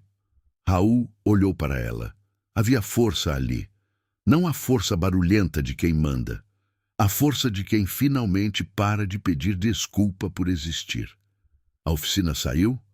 Os documentos estão com o delegado e o cartório. Vai demorar um pouco, mas saiu. Obrigado. Não fui eu. Foi também. Yara baixou o olhar. Domingo vou à capela. Raul sentiu a antiga tensão no peito. Eu imaginei. Não vou pedir corrida. Vou de ônibus até a estrada e subo a pé. Por quê? Porque preciso aprender a ir sem te arrastar. Raul quis dizer que isso era bobagem. Não disse. No domingo, porém, antes das 4, ele estacionou na rodoviária. A Kombi azul emprestada estava ocupando 2 vagas. Yara chegou carregando uma bolsa simples. Parou ao vê-lo. Você está me seguindo? Estou trabalhando. Transporte alternativo para mulher teimosa. Ela tentou segurar o sorriso. Quanto custa? Hoje é promoção. Uma bala de hortelã. Yara abriu a bolsa, tirou uma bala e entregou. Os dedos se tocaram. Nenhum dos dois fingiu que não sentiu. Subiram o morro sem música. O silêncio já não era muro, era ponte estreita. Ao chegar, encontraram a capela fechada, a fachada ainda suja, o mato alto. Yara caminhou até a porta como sempre. Mas em vez de encostar a testa na madeira, virou-se para Raul. Eu cansei de visitar ruína. Ele olhou ao redor. E quer fazer o quê? Restaurar. Raul riu. Com que dinheiro? Com o que sobrar depois que eu vender o casarão. Você vai vender o casarão? Vou. Yara, eu passei a vida presa naquele portão. Não quero morrer dentro dele. Raul encarou a capela. Pensou na oficina do pai, no galpão queimado, nas marcas de fogo. Restaurar parecia palavra grande demais. Mas talvez a vida fosse isso. Escolher uma ruína e começar pelo telhado. Vai precisar de pedreiro, disse. Eu sei. Eletricista. Também. Madeira boa. A porta está podre. Anotado. E alguém para consertar essa estrada, porque do jeito que está, nem santo sobe em dia de chuva. Yara finalmente riu de verdade. Isso é você dizendo que ajuda? Raul olhou para o sino. É eu dizendo que domingo que vem trago ferramentas. A restauração da capela começou pequena e virou acontecimento. Primeiro Raul, Yara e 2 colegas da oficina roçaram o mato. Depois, Dona Cida levou café. Dona Zuleika apareceu com bolo e fingiu que não queria fiscalizar. Um pedreiro da cidade ofereceu desconto porque sua mãe tinha casado naquela capela. Um grupo de jovens pintou os bancos. Uma senhora doou toalhas bordadas. Aos poucos, gente simples ocupou o espaço que antes pertencia ao medo. Havia comentários, claro, sempre há. Motorista pobre achou mina de ouro. Montenegro pagando penitência. Mulher rica ficou maluca por causa de ex. Raul devia arrancar tudo dela. Ele ouvia e seguia trabalhando. Yara também. Às vezes, no fim da tarde, sentavam-se no degrau da capela sujos de tinta e poeira, bebendo água morna. Você está feliz? Ela perguntou um dia. Raul pensou antes de responder. Estou menos morto. Yara assentiu, como se entendesse perfeitamente. Ele olhou para ela. E você? Estou com medo de ficar feliz e perder de novo. Raul pegou uma pedrinha do chão e jogou longe. Eu também. Então somos 2 covardes tentando parecer úteis. Fala por você. Eu sou útil de verdade. Ela sorriu. Esses pequenos momentos começaram a criar algo novo. Não era a paixão apressada dos 20 e poucos anos. Era mais lento, mais cuidadoso, cheio de cicatrizes. Raul não acordou um dia completamente apaixonado como em novela. Ele foi amolecendo em detalhes. O jeito de Yara prender o cabelo com lápis quando fazia contas. A paciência dela com os velhos que vinham contar histórias. A coragem de enfrentar parentes no telefone sem gritar. A forma como ela nunca mais tentou forçar uma lembrança. Uma tarde, enquanto ele lixava uma porta, Yara trouxe uma caixa de fotos antigas que encontrara no casarão. Sentaram no chão da capela, cercados por cheiro de madeira. Você quer ver? Raul hesitou. Quero. Havia fotos dos 2 na oficina, na feira, Na beira do rio, dentro do Opala azul, algumas lembranças voltavam, outras não. Raul aprendeu a não tratar cada esquecimento como derrota. Às vezes perguntava: "O que aconteceu aqui?" Yara contava: "Nesse dia você tentou me ensinar a trocar pneu e eu deixei o macaco cair no seu pé. Eu xinguei? Muito. Então é verdade." Em outra foto, os dois apareciam sérios, sentados em lados opostos de uma mesa. "E essa? Nossa primeira briga feia. Por quê?" "Você queria contar para sua família. Eu tive medo. Disse que era melhor esperar." Raul estudou a imagem. "Eu fiquei com raiva." "Ficou. Disse que segredo era gaiola com nome bonito. Eu era bom de frase, pelo visto." Insuportável. Eles riram. Depois a risada virou silêncio. "Eu te pressionei?" Raul perguntou. Yara guardou a foto com cuidado. "Às vezes, mas não como meu pai. Você queria luz. Eu tinha sido criada no escuro." Raul absorveu aquilo. "E hoje? Hoje eu quero a porta aberta, mesmo que entre poeira." No mês seguinte, a antiga oficina dos Nogueira voltou para Raul. O prédio estava abandonado, telhado com goteira, letreiro enferrujado. Na fachada ainda se lia, quase apagado, Oficina Nogueira em Filho. Raul passou a mão nas letras como quem toca o rosto de um morto. Chorou ali, sem esconder. Yara ficou ao lado, quieta. "Meu pai trabalhava aqui", disse ele. "Eu esqueci o cheiro desse lugar." "E lembra agora?" Raul respirou fundo. "Óleo queimado, café, pneu, sabonete barato da pia." "Sim." Reabrir a oficina virou outro tipo de restauração. Pela manhã, Raul dirigia menos e trabalhava mais com motores. À tarde, subia à capela. À noite, lidava com documentos do processo.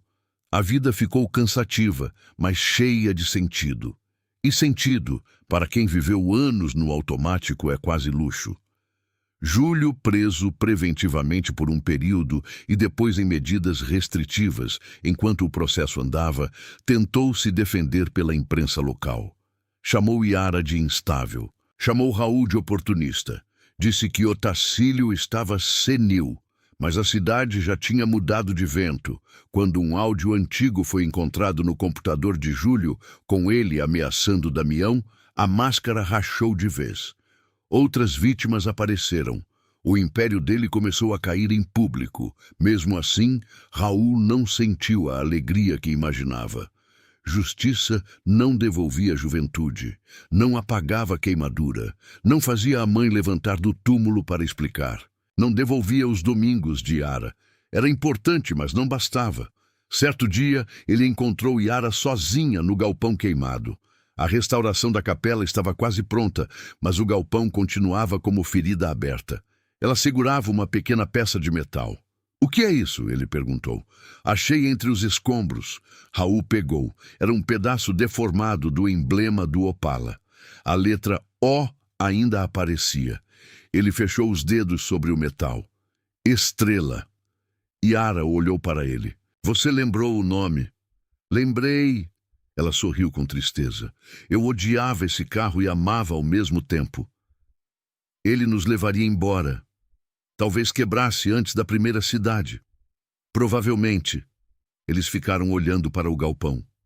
"Raul," Yara disse, "eu quero derrubar isso." "O galpão?" "Sim." Ele demorou. "Eu achei que você fosse querer preservar." "Não. A capela é promessa. O galpão é crime. Não quero transformar cinza em altar." Raul respirou fundo. Por anos, aquele lugar mandara nele sem pedir permissão. Derrubar parecia assustador. Também parecia necessário. "Então derruba." No sábado seguinte, com autorização e ajuda de profissionais, começaram a desmontar o galpão. A cidade parou para ver. Não como espetáculo, mas como quem assiste a um enterro antigo. Quando a primeira parede caiu, levantou uma nuvem de poeira preta. Raul segurou o pedaço do emblema no bolso. Yara estava ao lado dele. Dentro de uma fresta da parede, os trabalhadores encontraram uma lata enferrujada.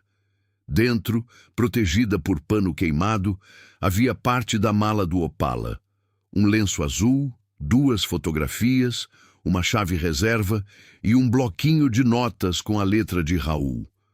O fogo não tinha destruído tudo. No bloquinho havia uma lista escrita pelo Raul jovem. Pegar Yara na capela. Tocar 3 vezes se ela atrasar. Comprar pão na saída da cidade. Não esquecer as balas. Não deixar ela olhar para trás e chorar. Dizer que vai ficar tudo bem, mesmo tremendo. Yara leu e chorou como se finalmente tivesse permissão. Raul também chorou. Não era choro bonito, era soluço preso, desses que vêm do lugar onde a gente guardou o que não cabia. Ele a abraçou. Foi o primeiro abraço consciente dos dois depois de 18 anos. Yara ficou rígida por 1 segundo, surpresa. Depois desabou nos braços dele. Raul sentiu o corpo dela tremer. Sentiu o cheiro do cabelo, diferente do passado, e ainda assim familiar. Não houve beijo, não houve promessa. Só o abraço. Mas naquele abraço havia mais verdade do que em muitas declarações. Desculpa por eu ter demorado, ela sussurrou. Raul fechou os olhos. Desculpa por eu ter esquecido. Ela se afastou o bastante para olhar para ele. Você não escolheu esquecer. E você não escolheu tudo o que fizeram com você. Mas escolhi calar algumas vezes. Eu também escolhi odiar antes de perguntar. Yara tocou de leve a cicatriz antiga no braço dele. Dessa vez, Raul não afastou. E agora? Ela perguntou. Ele olhou para a capela quase restaurada, para o galpão caído, para a cidade ao longe. Agora a gente para de deixar morto dirigir. A inauguração da capela restaurada foi marcada para um domingo de céu limpo. Não seria casamento. Yara fez questão de dizer isso a todos. Seria uma missa simples, uma bênção, um ato de devolução à comunidade. Ela vendeu o casarão dos Montenegro para uma instituição que transformaria parte do espaço em escola técnica rural. Mudou-se para uma casa menor perto da praça. Doou parte da indenização e dos bens recuperados para famílias prejudicadas pelos negócios do pai e de Júlio. Muita gente disse que era culpa. Talvez fosse, mas culpa, quando vira reparação, pelo menos deixa de ser só veneno. Raul reabriu oficialmente a Oficina Nogueira no mesmo fim de semana. Pintou o letreiro de novo. Oficina Nogueira. Tirou o Filho, porque seu pai não estava mais ali, mas colocou uma placa pequena na parede. Em memória de Augusto e Elza Nogueira, que erraram, amaram e sobreviveram como puderam. Dona Zuleika chorou ao ver. Você perdoou sua mãe? Raul pensou. Estou perdoando. Devagar. Devagar também chega. No sábado à noite, véspera da inauguração, Raul recebeu uma mensagem de Yara. Pode me buscar amanhã às 4?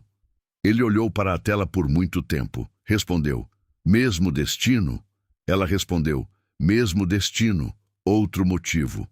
No domingo, Raul lavou o carro prata como se fosse novo. Não era. Tinha riscos, marcas, banco gasto, mas brilhava sob o sol. Colocou no painel a pequena imagem de São Cristóvão que tirara da Kombi. No porta-luvas, guardou a fotografia queimada, a carta da mãe, a carta dele para Yara e o pedaço do emblema do Opala.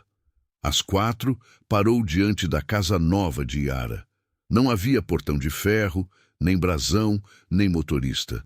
Apenas uma porta azul e vasos de alecrim. Ela saiu usando um vestido branco simples, não de noiva, mas leve, com flores pequenas bordadas na barra. O cabelo estava solto. Na mão, segurava a caixa das alianças. Raul saiu do carro. Vestido branco? Ela olhou para si mesma. É só um vestido. Sei. E você passou perfume. É só perfume. Ela sorriu. Entraram no carro. Pela primeira vez, Yara sentou no banco da frente. Raul notou. Cansou do banco de trás? Cansei de ser passageira calada. Ele deu partida. A estrada parecia a mesma e não parecia. A ponte, a plantação, a curva do eucalipto, a subida do morro. Só que agora, cada lugar tinha sido devolvido ao presente. Raul ainda sentia pontadas de memória, mas não eram mais facas. Eram cicatrizes, lembrando o tempo. No rádio, por acaso ou destino, começou a tocar a música antiga que ele dizia detestar. Yara olhou para ele. Quer que eu mude? Raul fez cara séria. Essa pode ficar. Ela riu baixo. Na curva do eucalipto, Raul diminuiu. Não por dor, por escolha. Foi aqui que você me beijou pela primeira vez? Ele perguntou. Yara arregalou os olhos. Você lembrou? Não tudo. Só você dizendo que eu tinha gosto de café ruim. E tinha. Calúnia. Verdade histórica. Eles riram. E naquele riso havia algo que nenhum processo, nenhuma confissão, nenhuma ruína poderia fabricar. Vida voltando sem pedir desculpa.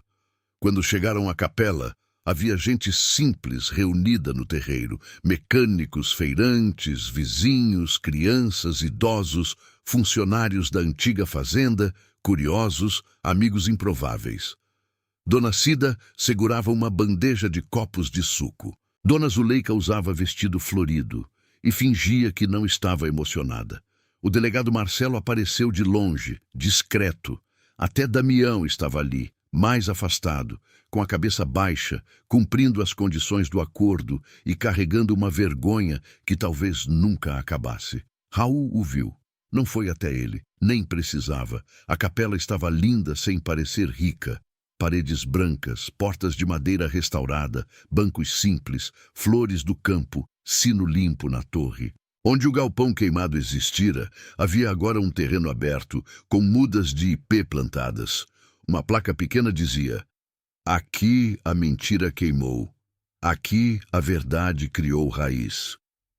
Yara leu a placa e apertou a caixa nas mãos. Você escreveu isso? Dona Zuleika ajudou, ela gosta de drama. Ficou bonito. Ficou verdadeiro. A bênção foi breve. O padre falou de reconstrução, de memória, de perdão que não apaga justiça, de amor que às vezes não vence no dia, mas deixa semente para anos depois. Raul ouviu sem prestar atenção em tudo. Estava olhando para o sino. Depois da bênção, Yara se aproximou da corda nova. A cidade ficou quieta sem que ninguém pedisse. Raul sentiu o coração bater forte. Ela olhou para ele. Posso? Raul assentiu. Yara puxou a corda. Blim. Primeira batida. Raul viu o jovem do Opala sorrindo. Blim. Segunda batida. Viu o fogo, a mentira, a espera. Yara segurou a corda antes da terceira. As mãos dela tremiam. Raul caminhou até ela. Colocou sua mão sobre a dela. Dessa vez juntos, disse. Eles puxaram. Blim. A terceira batida atravessou o morro, desceu a estrada, bateu na ponte, entrou na cidade e pareceu acordar até os mortos. Yara chorou. Raul também. Não foi milagre fácil. Não foi memória voltando como luz de novela. Foi um som abrindo a porta de um quarto trancado há 18 anos. E Raul, pela primeira vez, não teve medo de entrar. Diante de todos, Yara abriu a caixa das alianças. Raul respirou fundo. Yara, eu não trouxe para cobrar casamento. Eu sei. Trouxe porque elas ficaram tempo demais escondidas. Ela pegou a aliança dele e colocou na palma da própria mão. Você não precisa usar. Raul olhou para a roda de pessoas. Gente simples, rostos atentos, alguns chorando. Não havia luxo, não havia sobrenome mandando. Não havia Júlio, nem Otacílio, nem pais decidindo, nem carta falsa. Só eles dois, mais velhos, feridos e vivos. Ele pegou a aliança. Eu não posso prometer 50 anos. Já perdi 18 e minhas costas doem. Yara riu, chorando. Justo. Não posso prometer que vou lembrar de tudo. Eu também não quero viver só de lembrança. Não posso prometer que nunca vou sentir raiva. Eu também vou sentir. Raul colocou a aliança no dedo, devagar. Mas posso prometer que, quando o medo falar alto, eu pergunto antes de ir embora. Yara fechou os olhos. Depois entregou a própria mão. Raul colocou a aliança nela. A prata simples brilhou na luz quente do fim da tarde. Yara disse: "Eu prometo não me esconder atrás de silêncio." Raul sorriu. "Isso vai ser difícil para você." "Muito. Eu vou cobrar." "Eu deixo." As pessoas começaram a aplaudir. Dona Cida chorava sem vergonha. Dona Zuleika gritava que aquilo não era casamento, mas parecia mais bonito que muito casamento. O padre ria. Crianças corriam perto dos ipês recém-plantados. O sol baixava atrás do morro, acendendo a capela de âmbar. Raul olhou para Yara e, por um instante, viu as duas versões dela. A moça de noiva que o esperou com o sino pela metade e a mulher de vestido simples que atravessou 18 anos para tocar a terceira batida com ele. Amava a primeira como lembrança, mas foi a segunda que ele escolheu abraçar. Meses depois, a história de Raul e Yara ainda era contada nas filas, nos bancos de praça, nos vídeos que moradores postavam na internet. Alguns aumentavam detalhes, como sempre acontece. Diziam que o sino tocara sozinho. Diziam que Raul lembrara de tudo num raio. Diziam que Yara usara o mesmo vestido de noiva. A verdade era mais simples e mais forte. Duas pessoas foram separadas por orgulho, dinheiro, medo e mentira. Uma esqueceu porque a dor foi grande demais. A outra lembrou sozinha até quase virar pedra. E quando a verdade apareceu, não apagou o passado, mas devolveu a eles o direito de escolher o futuro. Júlio Falcão foi condenado anos depois por falsificação, extorsão, associação criminosa e participação no incêndio, depois de muita audiência, recurso e tentativa de escapar. Não recebeu a pena que Raul achava suficiente. Justiça humana raramente parece suficiente para quem perdeu uma vida inteira. Mas no dia da sentença, Raul saiu do fórum sem comemorar. Yara segurou sua mão. "Você queria mais", ela disse. "Queria." "E agora?" Raul olhou para a praça cheia de sol. "Agora ele fica com a cela dele e eu fico com minha vida." A oficina Nogueira prosperou aos poucos. Não virou empresa grande, nem Raul ficou rico. Mas havia trabalho honesto, aprendizes jovens, cheiro de café e motor. Na parede, além da placa dos pais, ele pendurou a fotografia queimada, agora emoldurada. Quem perguntava, ele dizia: "Essa foto me achou quando eu tinha esquecido de mim." Yara transformou a antiga casa menor em um espaço de aulas de leitura e apoio para mulheres da zona rural. Dizia que passou anos calada demais e agora queria ensinar outras a reconhecer a própria voz. Aos domingos, ela e Raul subiam à capela, mas não como antes. Às vezes levavam flores, às vezes levavam ferramentas, às vezes só sentavam no degrau e dividiam café ruim com balas de hortelã. Um dia, uma moça da cidade perguntou a Raul se ele acreditava em amor depois de tudo. Ele pensou um pouco. "Acredito em amor que assina presença", respondeu. "O resto é discurso." Yara, ao lado, completou: "E acredito em segunda chance, mas não como prêmio, como trabalho." Eles nunca tiveram uma vida perfeita, discutiam. Raul se fechava quando a dor antiga apertava. Yara, às vezes, ainda tentava resolver tudo sozinha, mas agora havia uma regra entre eles: nenhuma porta trancada por dentro. Quando o medo vinha, falavam. Quando a lembrança doía, sentavam. Quando o passado ameaçava mandar, subiam até a capela e ouviam o vento mexer o sino. Numa tarde de chuva forte, muito parecida com aquela primeira corrida, Raul parou o carro diante da capela. Yara estava no banco da frente, usando um vestido azul sofisticado porque vinha de uma reunião. O vidro ficou coberto de gotas. O celular no painel iluminava o rosto dos dois. A estrada de barro brilhava sob os faróis. A luz âmbar da capela atravessava a chuva. Raul olhou para ela e sorriu. "Você sabia que na primeira vez que te trouxe aqui, achei que você era louca?" Yara ajeitou o bilhete antigo que guardava na bolsa. "Eu estava um pouco." "E rica.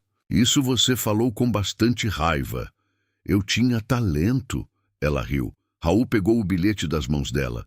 Agora a frase estava completa, escrita com a mesma letra firme de antes. Você prometeu voltar quando o sino tocasse 3 vezes. Ele dobrou o papel com cuidado e guardou no porta-luvas, junto das cartas e da foto. Não precisa mais deixar no banco de trás, disse.